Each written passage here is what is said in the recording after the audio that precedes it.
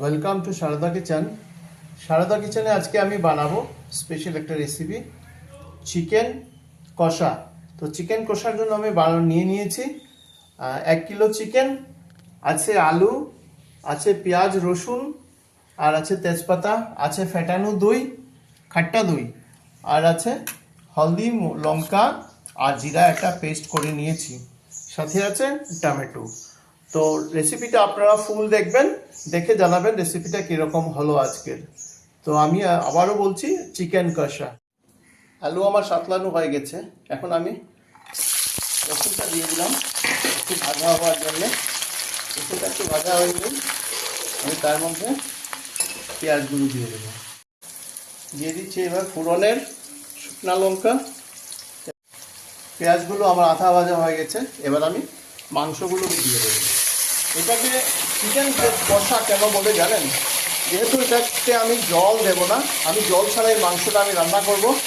আমি মাংসর জল দিয়ে মাংস রান্না করব, তার জন্য এটাকে চিকেন কষা বলে।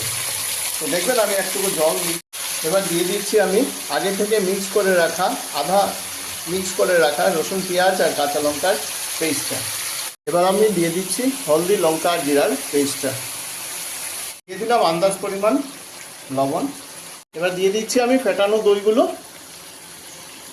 এবার ভালো করে কষিয়ে নেব। যেহেতু টক দই দিয়েছি, তো তার জন্য টমেটো বেশি দিবে না, একটা টমেটো নিয়ে আমি কেটে দিয়ে দিলাম। এই ঝুলটা দিয়ে আমাকে মাংস কষা বানাতে হবে, তার জন্য আমি আলুগুলো সিদ্ধ হওয়ার জন্য তার মধ্যে দিয়ে দিলাম। মাংসটা আমার প্রায় কষা হয়ে গেছে, তো আমি কিছু পেঁয়াজ আর রসুন রেখেছিলাম আস্তে আস্তে, তো এইগুলো এটার মধ্যে ছেড়ে দেবো। এটা হচ্ছে সিলেটি কষা মুরগির মাংস।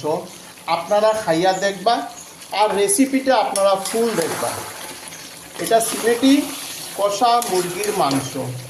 আমি আপনারা দেখবা ফুল রেসিপিটা। এবার একটু খুলে দেখে নেই আমার মাংসগুলো সিদ্ধ হলো কিনা। দিয়ে দিলাম 4 চামচ পরিমাণ সয়া সস। তো সারদা কিচেনের চিকেন কষা আজকে আমার কমপ্লিট হয়ে গেল। দিয়ে দিলাম আমি গরম মশলা 1 চামচ। রেসিপিটা আপনাদের কীরকম লাগলো নিশ্চয়ই আপনারা কমেন্টের মধ্যে জানান। তো আমার চিকেন কষা বানানো আমার কমপ্লিট হয়েছে। আপনারা রেসিপিটা কীরকম লাগলো নিশ্চয়ই একবার বলবেন, আর ফুল রেসিপিটা আপনারা দেখবেন আর নিজের বাড়িতে ট্রাই করবেন। সবাই কমেন্ট, লাইক ও শেয়ার করবেন, প্লিজ প্লিজ প্লিজ।